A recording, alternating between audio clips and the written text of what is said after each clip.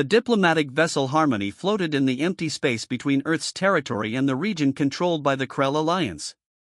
Captain Tay stood by the large window, his hands clasped behind his back as he watched the approaching alien ships. Their strange designs reminded him of sea creatures from Earth's oceans. "They're sending a message, Captain," said Lieutenant Park from her station.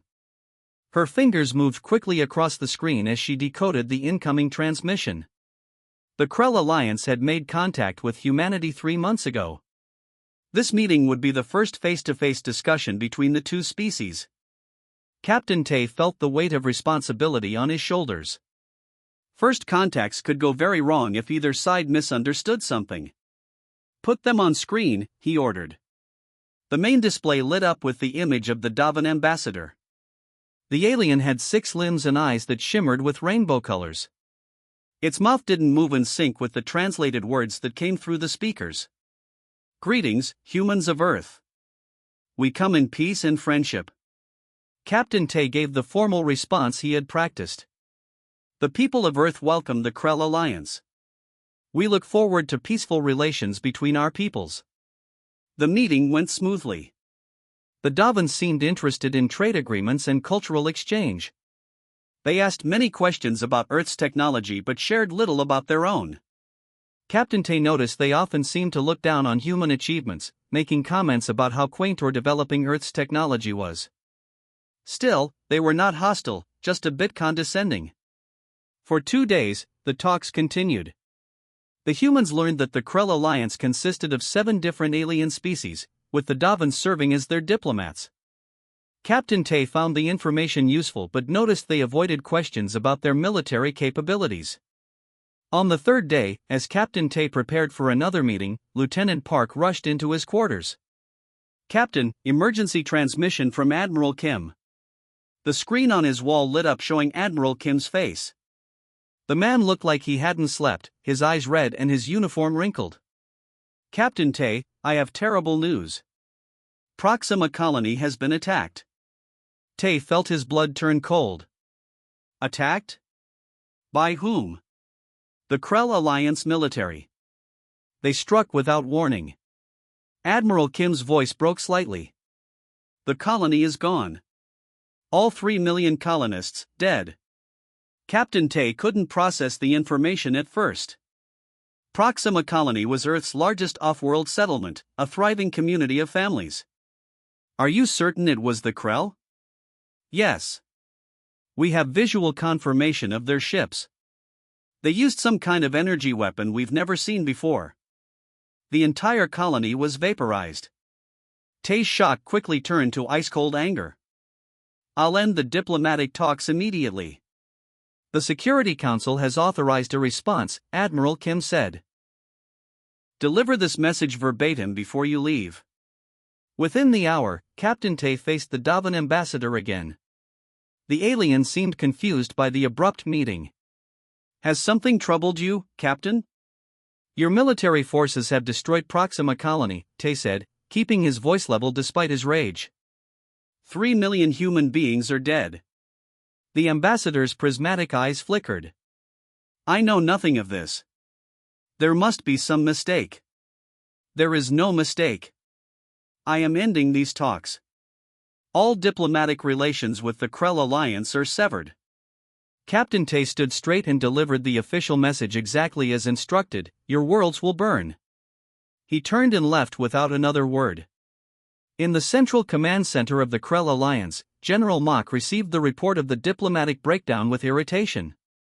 "What does the human threat mean?" "Your worlds will burn," he asked, his scaled skin flushing dark blue with annoyance. An aide displayed a hologram of Earth's military capabilities. "They have basic interstellar ships, nuclear weapons, and limited energy weapons. Nothing that poses a serious threat to our defenses." General Mock laughed. "Let them make their empty threats. They are like children throwing stones at a fortress." In the corner of the command center, junior strategist Han studied the human diplomatic message. Unlike the others, he did not laugh. Something about the calm, certain way the humans had delivered their warning troubled him. Not anger, not fear, just a simple promise. Your worlds will burn, he whispered to himself. These humans were an unknown factor. And in strategy, unknowns were dangerous. 6 months passed with no sign of human activity in Krell space. The Alliance military returned to their normal routines. General Mach had been right, the humans made threats but took no action. Junior strategist Han couldn't stop thinking about the humans. He requested access to all information the Alliance had gathered about Earth and its history. Every night, he studied reports while his colleagues relaxed and celebrated their easy victory. Still worried about the primitive humans? General Mach asked one day, finding Han in the archives. They know their place now. Han looked up from his screen. I've found something concerning, General. Throughout human history, they have fought wars unlike anything in our records. All species have wars, Mach said dismissively. Not like this. They have a concept called total war. When truly threatened, their entire civilization can transform for conflict. Industries, economies, civilian populations all become part of their war machine. General Mach laughed. And yet we see no sign of them in our space. Their colony is destroyed, and they hide in their home system. Han couldn't explain his worry. Why have they gone dark? We can no longer observe activity in their solar system. Because they fear us, Mach said simply, and walked away. That night, 3 Krell surveillance outposts stopped sending reports. When the morning shift began at Krell military headquarters, the communication officer reported the problem to General Mach. Outposts 7, 12, and 19 are not responding, she said. All 3 went offline at exactly the same time. Mach frowned. Send investigation teams. Han joined the emergency meeting 6 hours later. The investigation teams had found the outposts empty. No signs of battle, no bodies, no evidence of what had happened. It was as if the crews had simply vanished. Could it be a technical problem, someone suggested? At 3 separate locations simultaneously? Han asked. That's not possible. General Mach looked troubled for the first time. Increase alert levels throughout the Alliance. Send additional patrols to our borders. The patrols found nothing. Alliance space seemed peaceful and empty. But 2 days later, 4 more outposts went silent. Han couldn't sleep. He returned to the archives and pulled up recordings of the human diplomatic vessel from 6 months ago. He studied its design, looking for clues. Computer, he said, analyze the human ship's engine signature. The computer displayed a graph. Standard fusion drive with gravitic assistance. Technology is at least 60 years behind current Alliance capabilities. That's what doesn't make sense, Han muttered. How could they disappear our outposts if their technology is so inferior? The answer came to him in the middle of the night. He rushed to General Mach's quarters and demanded an emergency meeting. This had better be important, Mach growled, his scales dark with irritation. The humans have been deceiving us, Han said. What if they showed us outdated technology on purpose? What if they've developed something we can't detect? Mach stared at him. That's your theory? That they've somehow developed invisible ships? Not invisible, undetectable. Our sensors look for specific energy signatures. If they've developed something that doesn't produce those signatures? Impossible, Mach said. No species could hide their technological advancements so completely. Han pushed on. The humans knew we were watching them. What if everything they showed us was carefully staged? Before Mach could respond, his communication device chimed. The voice of a panicked officer filled the room. General! The Fortress Moon has gone silent. All communication with Krell Prime Academy has stopped. Mach's scales paled. The Fortress Moon housed the Alliance's primary military academy and defensive command center. It was protected by the strongest shields in Krell space. Nothing could approach it without detection. Send every available ship, he ordered. Han felt cold fear spreading through his body. It's starting, he whispered. Investigation ships arrived at the fortress moon 8 hours later. They reported a chilling discovery: all systems were functioning normally, but every Krell inside was dead. No wounds, no battle damage, nothing destroyed. They had simply stopped breathing. As reports flooded in, the pattern became clear. 12 major military installations across 3 star systems had been hit simultaneously. Thousands of Alliance military personnel were dead, with no sign of how the attacks had happened. In the Emergency War Council, Han finally received the attention he had been seeking. "What do you know about these humans?" General Mach demanded, his earlier dismissiveness gone. Han displayed the historical records he had studied. "Humans don't fight like us. They don't announce their attacks. They don't seek fair battles. When truly threatened, they respond with overwhelming force aimed at total victory." "How do we stop them?" someone asked. Before Han could answer, the lights in the command center flickered. Every screen suddenly displayed the same message: "Your worlds will burn." The fortress moon of Krell Prime had been the pride of the Alliance for 300 years. Its defenses had never been breached. Its sensors could detect a small rock from half a system away. Now it floated silently in space, every corridor filled with dead Krell. The investigation team moved carefully through the hallways, weapons ready though there seemed to be no enemy to fight. The commander of the team, Officer Gill, stopped beside one of the bodies and knelt down. "No wounds," he reported through his helmet. "Just like the report said. They look like they just stopped living." His medical officer scanned the body. "There's something strange in the blood. Tiny machines, smaller than cells." General Mach received the report with growing horror. The medical officer had sent images of the microscopic machines. They were clearly artificial but unlike any technology the Alliance had ever seen. "They're programmed to target Krell biology," said Han, who had been promoted to senior advisor after his warnings about humans proved correct. "They enter through the lungs, replicate using materials in the body, then shut down the nervous system." "How did they get into a sealed facility?" demanded Mach. Han had been thinking about this problem. "The air recycling systems. Someone must have released these machines into the external filters." "But we would have detected any ship approaching the moon." "Not if the humans have developed the stealth technology one warned about," Han said quietly. As they spoke, reports of more attacks flooded in.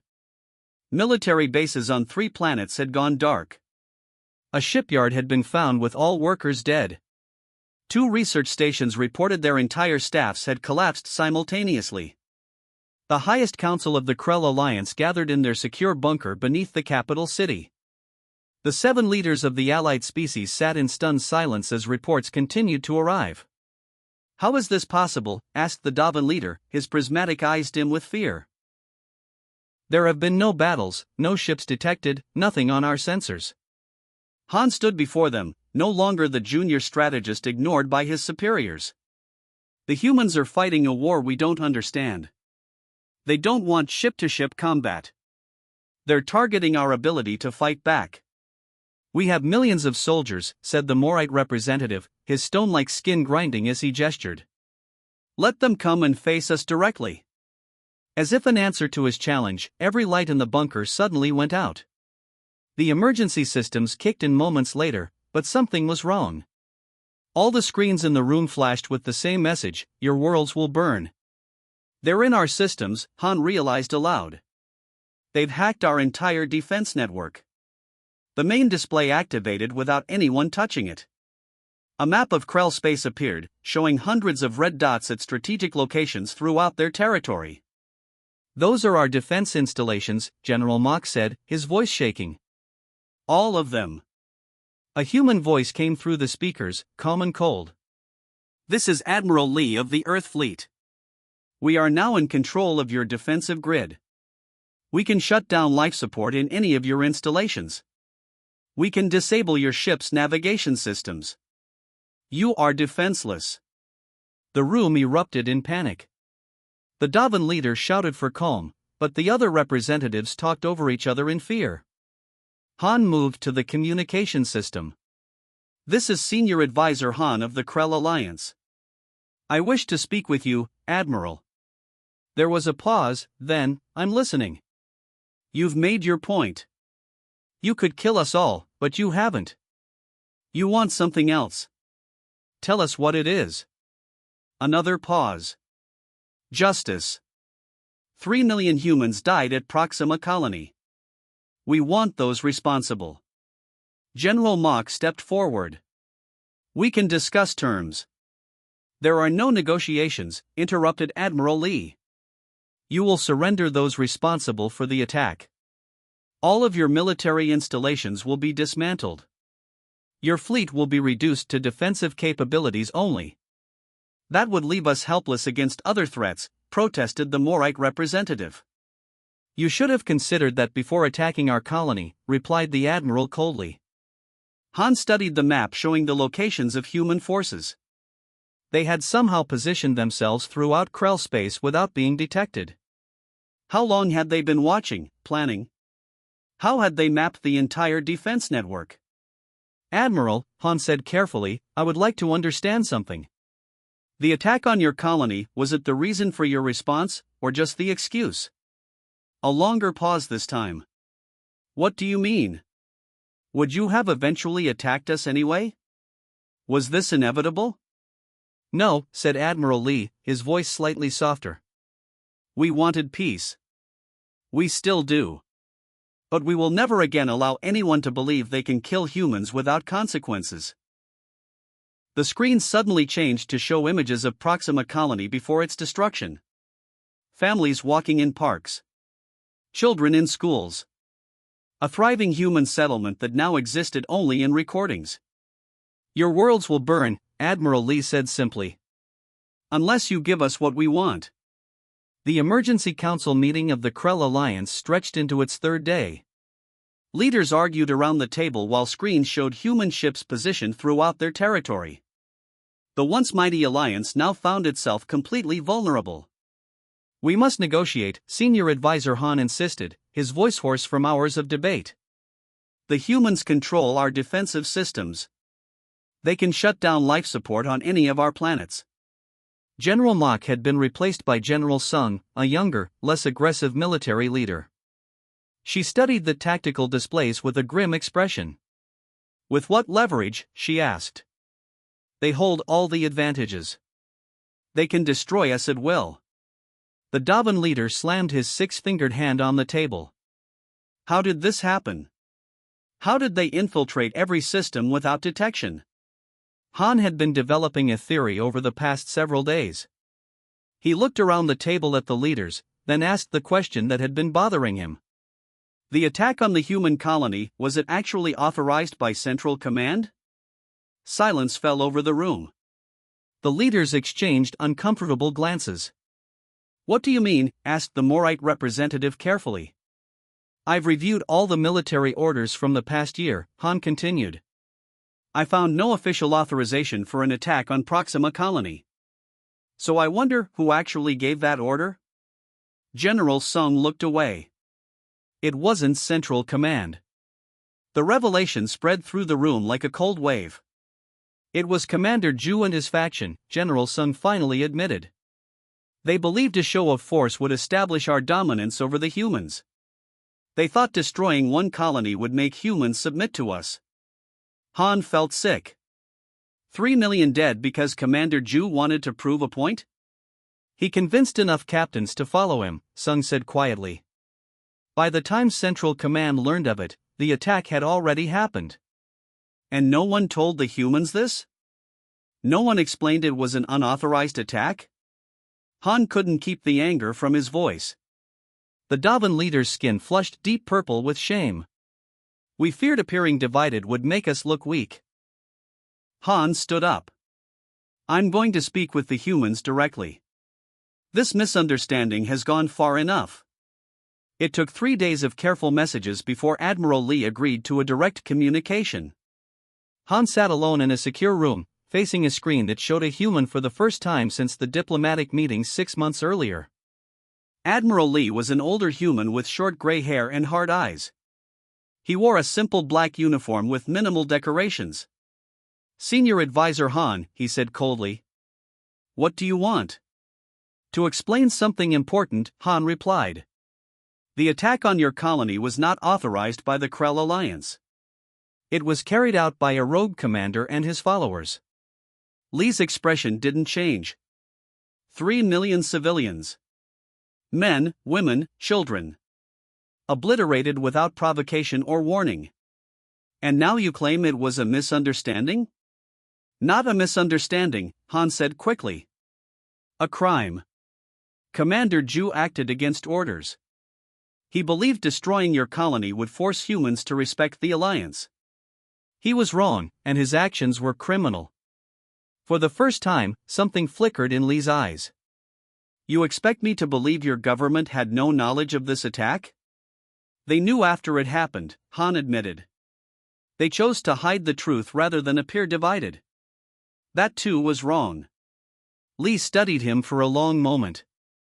You're being surprisingly honest, senior advisor. Because I understand what's at stake. The Alliance was wrong, but millions of innocent Krell shouldn't die for Commander Ju's crime. What are you offering? Lee asked. We are prepared to surrender Commander Ju and everyone involved in the attack on your colony, Han said. They will face justice for their actions. That's only the beginning of our terms, Lee responded. We will dismantle every offensive military installation in Krell space. Your fleet will be reduced to defensive capabilities only. And human observers will remain in your territory to ensure compliance. The terms were harsh but far better than extinction. Han nodded slowly. There's one more thing I want to understand, Han said. You've had the power to destroy our worlds for weeks now. Why haven't you? Admiral Lee was quiet for a moment. When he spoke, his voice was less cold. Because we're not like Commander Ju. We don't destroy civilian populations to make a point. He leaned forward. But make no mistake, if anything like this ever happens again, your worlds will burn. That's not a threat. It's a promise. Han looked at the human admiral and saw something unexpected: pain. This was not a being who enjoyed conflict.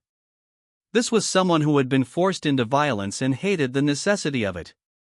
I understand, Han said quietly. I'll bring your terms to the council. As the screen went dark, Han realized something important about humans that no one in the Alliance had grasped until now. They were not just dangerous because of their weapons or their stealth technology. They were dangerous because they could be both merciless and merciful, and you never knew which they would choose until it was too late. The Krell Alliance fractured in the weeks that followed. As the truth about Commander Ju's unauthorized attack spread, public anger grew. 3 species withdrew from the Alliance, forming their own coalition. The remaining 4 struggled to maintain unity.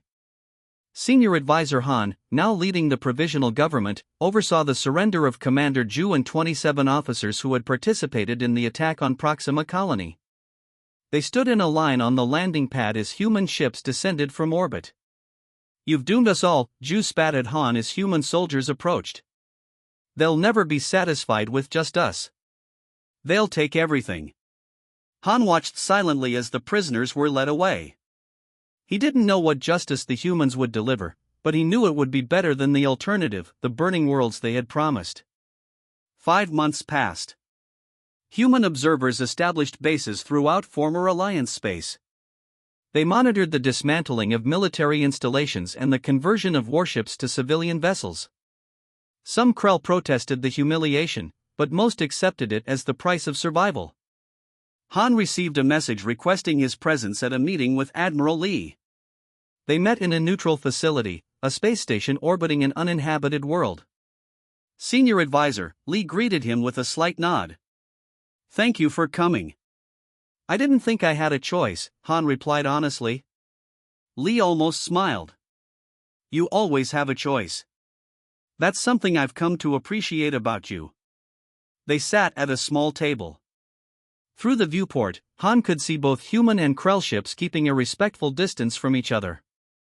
I wanted to inform you personally, Lee said, that the trials of Commander Ju and his officers have concluded. Han tensed. What was their punishment? Life imprisonment. They will spend the rest of their days in a facility on Mars, working to rebuild what they destroyed. Han had expected executions. That is, merciful. Justice doesn't always require death, Lee said. Though some of my people wanted more severe punishment. Lee slid a small device across the table. This contains plans for a memorial we wish to build where Proxima Colony once stood. We would like Krell artisans to help create it. Han activated the device. A hologram appeared showing a beautiful garden with monuments bearing the names of all who died. At its center stood two figures, a human and a Krell, reaching toward each other. You want us to help build this? Han asked, surprised. The past cannot be changed, Lee said. But the future is still unwritten. This memorial will honor the dead while also symbolizing hope for something better. 5 years later, Han stood with Admiral Lee at the dedication of the Proxima Memorial. It had become something greater than either had imagined. The headquarters for the new Interspecies Council, where humans, Krell, and representatives from 12 other spacefaring civilizations would work together. Did you ever think we would reach this point? Han asked as they watched the crowds gather. No, Lee admitted. When I gave the order to deploy our forces, I thought only of justice. I never imagined reconciliation. Above the entrance to the council chamber, words were inscribed in multiple languages: peace through understanding, or your worlds will burn. Lee noticed Han studying the phrase. Some of my people wanted to remove that warning, he said. They thought it too harsh for a place of peace. But you kept it, Han observed. As a reminder. Not just to your people, but to mine as well. Of how close we came to becoming monsters in our pursuit of justice. As they walked through the memorial gardens, Han saw something he hadn't expected: Krell families visiting alongside human families. Children from both species played together, too young to remember the conflict that had nearly destroyed them all. Your warning has spread throughout the galaxy, Han said. Species that have never met a human speak it with fear. Lee looked troubled. That wasn't our intention. Perhaps not, Han replied. But it has brought something valuable: peace. No one wants to risk provoking humans now that they know what you're capable of. And what we're capable of restraining ourselves from doing, Lee added quietly. As the dedication ceremony began, Han watched Admiral Lee address the gathered crowd. The human spoke of loss, justice, and the difficult path to forgiveness. But most importantly, he spoke of a future where understanding would come before violence. Later that evening, as the twin suns of the Proxima system set, Han found himself alone at the central monument. He traced the names of the human dead with his fingers, feeling the weight of what had been lost and what had been gained. Your sacrifice created something new, he whispered to the names. Not just peace through fear, but peace through respect. In the growing darkness, the monument glowed softly, a light visible across the stars, a reminder that even after the most terrible crimes, reconciliation remained possible.